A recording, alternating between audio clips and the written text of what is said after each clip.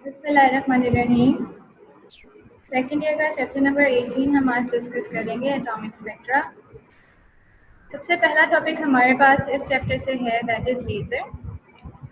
Laser क्या होती है हमारे पास? Basically it is an application of light amplification by stimulated emission of radiation. इसकी 3-4 इंपॉर्टेंट कैरेक्टरिस्टिक्स हैं। First characteristics monochromatic, coherent, polarised, highly directional and highly intense. Monochromatic का मतलब क्या होता है? ऐसी लाइट जिसका कलर क्या हो, जो सिंगल वेवलेंथ की कलर। कोहेरेंट मतलब यानी उन तमाम फेज में हो, मतलब एंगल दरमियान सेम हो हर वेव का। इसी तरीके से पोलराइज मतलब वो एक मीडियम से दूसरे मीडियम में आसानी से ट्रैवल कर जाए। हाईली डायरेक्शनल का मतलब क्या है कि एक ही डायरेक्शन में मूव करें, फैली हुई लाइट ना हो।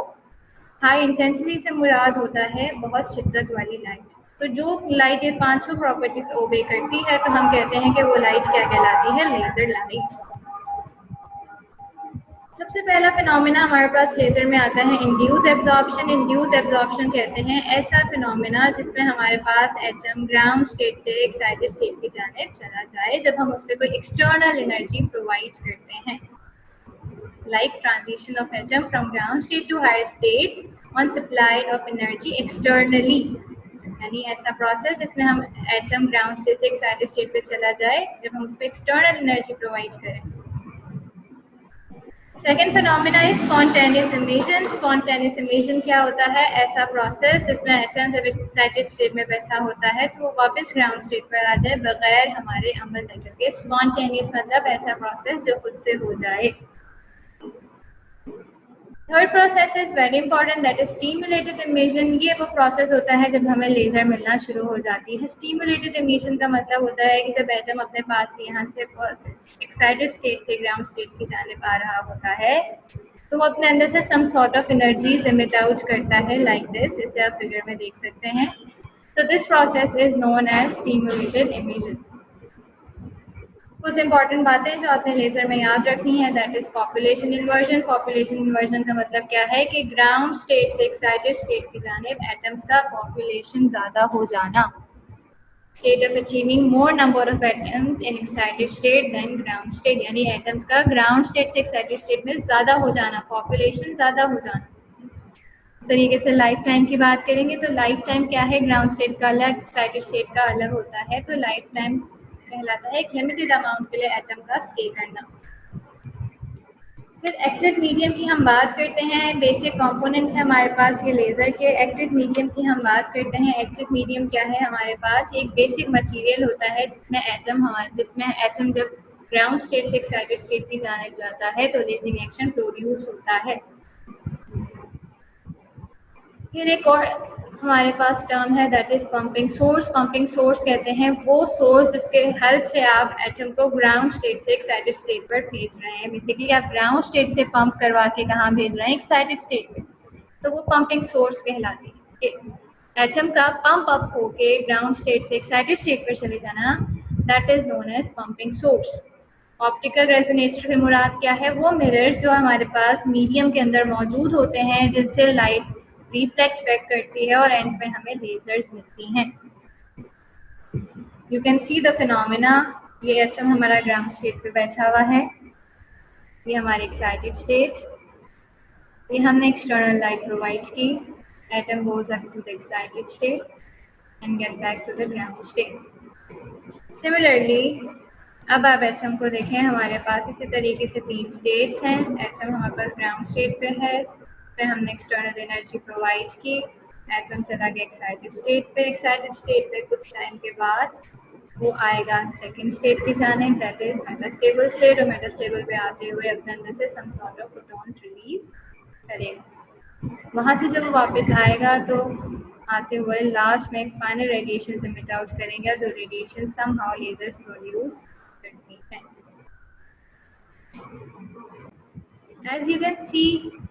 As you can see in this figure कि एटम ग्राउंड स्टेट से एक्साइटेड स्टेट पे गया, एक्साइटेड स्टेट से मेटास्टेबल पे गया, और बारी बारी जब एटम नीचे ग्राउंड स्टेट के जानिब आ रहे हैं तो we can easily see number of radiations, और ये रेडिएशंस इस एक्टिव मीडियम के अंदर घूम रही होती हैं। जिसके दोनों साइड्स पे रिफ्लेक्टिव मिरर लगे हुए होते हैं। जब ये रेडिएशंस इसमें से एमिट आउट होकर बाहर आती हैं तो hence we get the laser.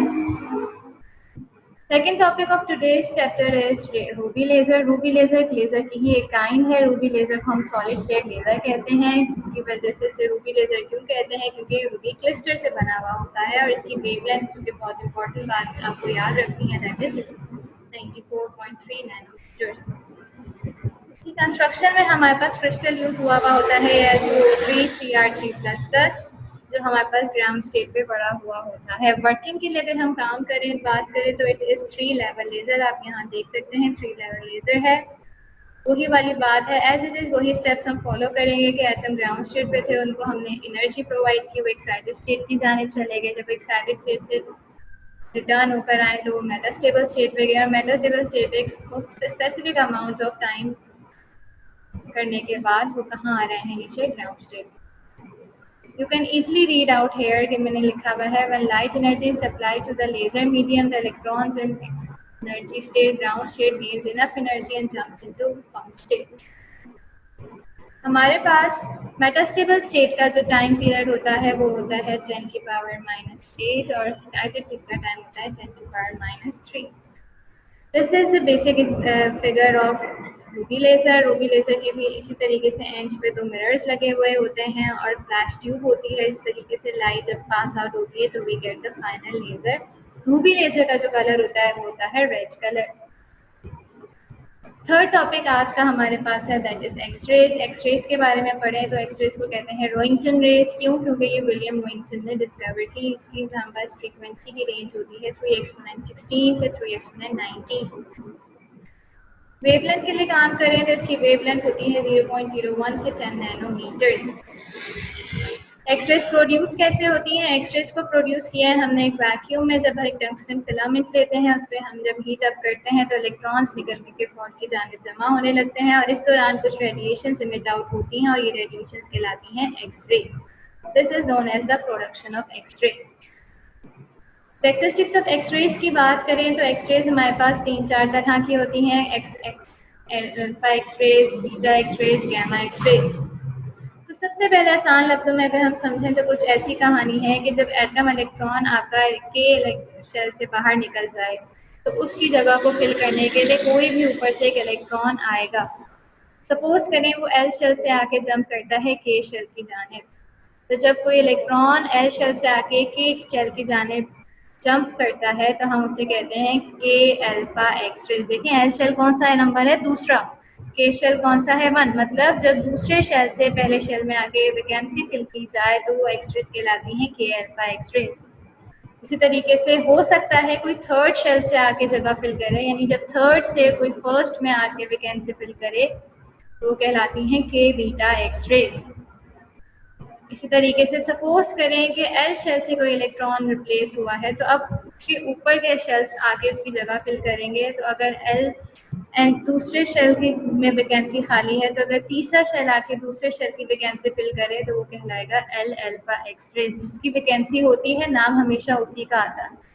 तरीके से चौथे शेल से उठ के कोई एल शेल में आके जब वैकेंसी फिल करे तो it is known as L beta X-rays. This is very important topic. इसी तरीके से हम ब्रेनस्टॉर्मिंग एक्सरेज की बात करते हैं। ब्रेनस्टॉर्मिंग रेडिएशन होती का मतलब क्या है कि जब वही फिनोमेना जिसमें हमारे पास जब एक्सरेज ब्रेकआउट हो रहे होते हैं, एक्सरेज शेल्स में से बाहर निकल कर आ रहे होते हैं, तो उस दौरान जो हमारे पास इलेक्ट्रिक फील्ड ऑब्जर्व की जाती है उस इलेक्ट्रिक फील्ड को हम कहते हैं कि it is very strong electric field which can sum up the electrons and hence we can say the lost energy is converted into X-rays और हमें बहुत strong power की X-rays दिखाई देती हैं। फिर हम बात करते हैं इस चैप्टर के अगले टॉपिक की, that is Bohr's atomic model. Bohr's ने हमें एक एटॉमिक मॉडल दिया, उसके पास उसने हमें 3 पोस्टुलेट्स बताए। First postulate is stationary postulate, second postulate is angular momentum postulate and third is frequency postulate. Stationary postulate क्या कहता है कि एक एटम जो है जब तक मूव करता रहता है it will never emits energy. तरीके से सेकंड पोस्टुलेट क्या कहता है कि एटम जो यानी एक इलेक्ट्रॉन जो है वो मूव करता है सिर्फ उन्हीं ऑर्बिट्स में जो उसके मल्टीपल हो, इंटीग्रल मल्टीपल हो। एंगुलर मोमेंटम का फॉर्मूला है आपके सामने NH/2 पाई। H/2 पाई को एक और वैल्यू के बराबर लेते हैं, that is H cut. Angular momentum का अपना अलग फॉर्मूला होता है mvr, तो mvr इनडायरेक्टली बराबर आ गया किसके, nh कट के। और n कोई भी नंबर हो सकता है 1 2 3 एंड सो ऑन। और h किट की वैल्यू यहाँ पे मौजूद है 6.63 एक्सपोनेंट माइनस 34। तीसरा पोस्टुलेट, आखिरी पोस्टुलेट है हमारे पास फ्रीक्वेंसी प्रिंसिपल। इसमें हमारे पास क्या होता है कि एटम जब भी है इनिशियल स्टेट से फाइनल स्टेट की जाने जब वो आता है तो उसकी फ्रीक्वेंसी हमेशा शिफ्ट हो जाती है। फॉर्मूला इसका आपके सामने लिखा हुआ है। सबसे पहली डेरिवेशन इसकी हम आज की डिस्कस करेंगे, दैट इज रेडियस। हमें पता है जब एक इलेक्ट्रॉन मूव कर रहा है ऑर्बिट में तो वहाँ दो फोर्स हैं, एक फोर्स है सेंट्रीपिटल फोर्स, एक फोर्स है हमारे पास इलेक्ट्रोस्टैटिक फोर्स। इलेक्ट्रोस्टैटिक फोर्स का formula Q1 Q2 over r square है। यहाँ इलेक्ट्रॉन्स का जिक्र है तो चार्जेस को रिप्लेस कर दिया हमने E और E से, E यानी E स्क्वायर तरीके से। सेंट्रीपिटल फोर्स का फॉर्मूला होता है mv स्क्वायर ओवर r। दोनों फोर्सेस को बराबर ले लेंगे। इलेक्ट्रिक फोर्स का फॉर्मूला लगाया KE square over r square, centimetre force का फॉर्मूला लगाया mv square over r। r से r हुआ कैंसिल, r को आप ले जाएं इस तरफ, mv स्क्वायर जाके हो जाएगा डिवाइड, तो आपके पास ये रेडियस की इक्वेशन आ गई। nth क्यों लिखा हुआ है, क्योंकि आप nth ऑर्बिट के लिए काम कर रहे हैं। अब आपने एंगुलर मोमेंटम का फॉर्मूला लगाया। एंगुलर मोमेंटम का फॉर्मूला होता है h ओवर 2 पाई। एंगुलर मोमेंटम का अपना अलग फॉर्मूला है mvr, आपने लिख दिया mvr nh ओवर 2 पाई। v की वैल्यू बनाएंगे तो m और r जाके चीज हो जाएगी वहां पर डिवाइड, तो you will get this value. और v का स्क्वायर करेंगे तो it becomes v square n square h square 2 का square 4 pi square n square r square. इस v की वैल्यू को उठा के आपने पुट करना है कहाँ, इक्वेशन नंबर 1 में, यहाँ जहाँ आपने ये वैल्यू रखी हुई है। तो वहाँ आपने वैल्यू पुट की r equals to K E square over m। v square था, v स्क्वायर की जगह आपने v की वैल्यू पुट कर दी। ये चीज़ यहाँ डिवाइड हो रही है, इसे ऊपर ले जाएंगे तो वो मल्टीप्लाई हो जाएगी, तो it becomes 4 pi square K E square M R square upon N square H square. R square से आर स्क्वायर कैंसिल हो गया तो यहाँ बच गया 1, 4 pi square K E square M R upon N square H square. इस r को आप यहीं रहने दें, सारी वैल्यूज का इस तरफ भेज दीजिए। ये n स्क्वायर एच स्क्वायर है 1 के पास जाएगा, मल्टीप्लाई होगा ऊपर आ जाएगा, 4 pi square K E square m हमारे पास यहाँ डिवाइड में आ जाएगा। ये हमारे पास r रेडियस की इक्वेशन डन हो गई। हम n स्क्वायर को अलग भी लिख सकते हैं या अगर आप ऐसे लिखेंगे तो भी चलेगा। ये तमाम कांस्टेंट्स हैं, h की वैल्यू, 4 की वैल्यू, पाई की वैल्यू, k, e और m, इन सब की वैल्यूज कांस्टेंट यहाँ मैंने लिख दी हैं। इन सबको जब आप सॉल्व करेंगे तो आपके पास फाइनल आंसर आ रहा होगा 0.53, तो ये रेडियस का फाइनल आंसर है।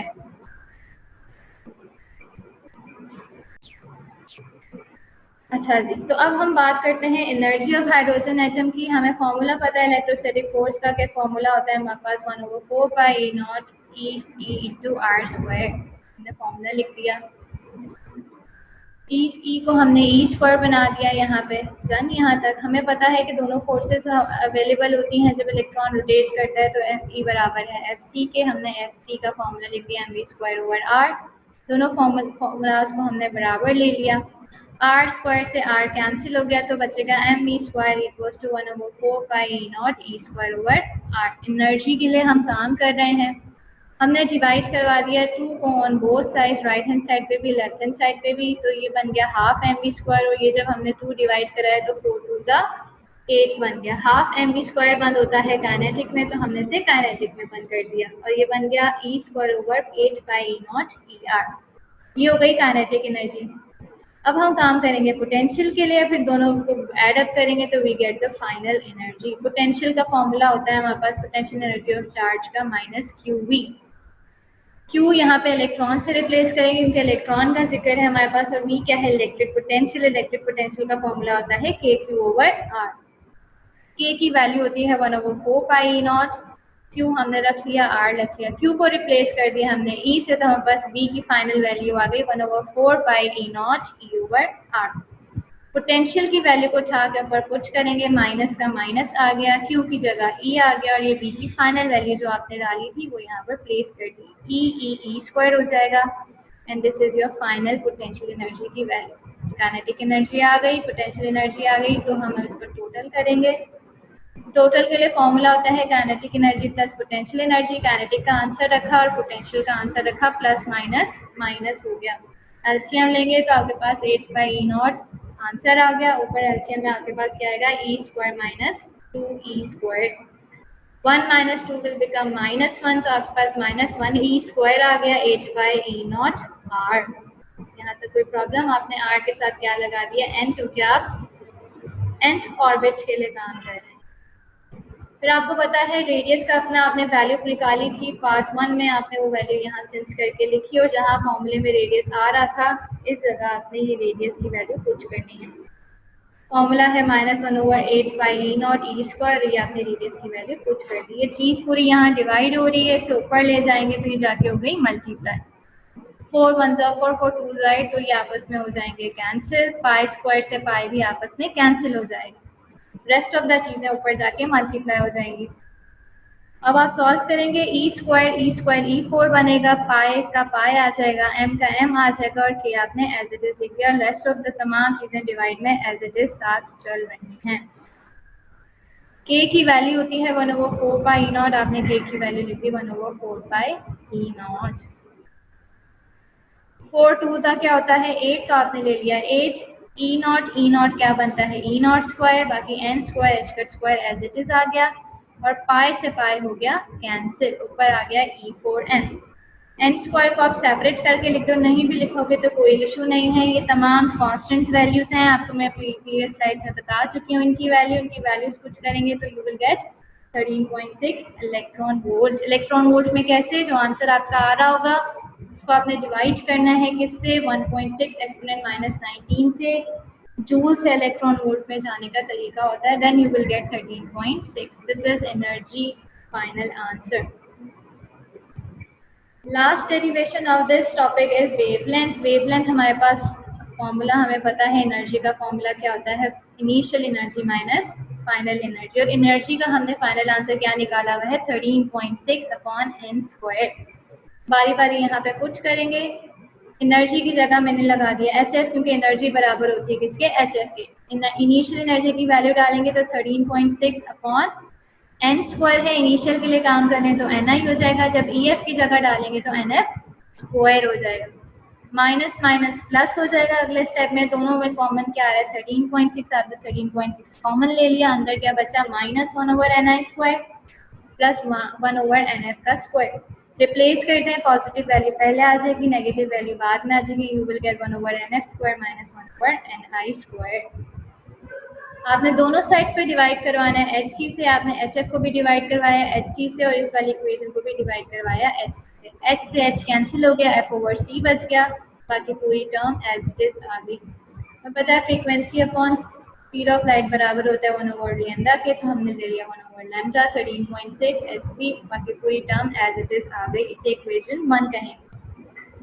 13.6 आपने रखा, इलेक्ट्रॉन वोल्ट से जूल्स में कैसे जाएंगे, 1.6 एक्सपोनेंट -19 से मल्टीप्लाई करके H की वैल्यू रखेंगे, C की वैल्यू रखेंगे। जब आप इसे पूरा सॉल्व करेंगे you will get this value, और ये वैल्यू होती है रेडबर्ग कांस्टेंट की 1.097 एक्सपोनेंट 7। तो यानी इस पूरी वैल्यू की जगह आप क्या वैल्यू रख सकते हैं रेडबर्ग कांस्टेंट की, like in the next step 1/λ equals to Rydberg constant 1/NF² minus 1/Ni²। This is the final answer of wave. 5 तरह की सीरीज आपके पास मौजूद होती हैं, Lyman, Balmer, Paschen, Brackett, Pfund. सबका NF फिक्स्ड होता है। लैमन क्योंकि पहले नंबर की सीरीज है तो इसका NF होगा 1, बार्मर का NF होगा 2, पास्टन का NF होगा 3, ब्रैकेट का NF होगा 4 एंड पीफेन का NF होगा 5। और Ni हमेशा अपनी सीरीज से एक नंबर ज़्यादा होगा, like mention in this. I hope आपको सारी बातें क्लियर होंगी।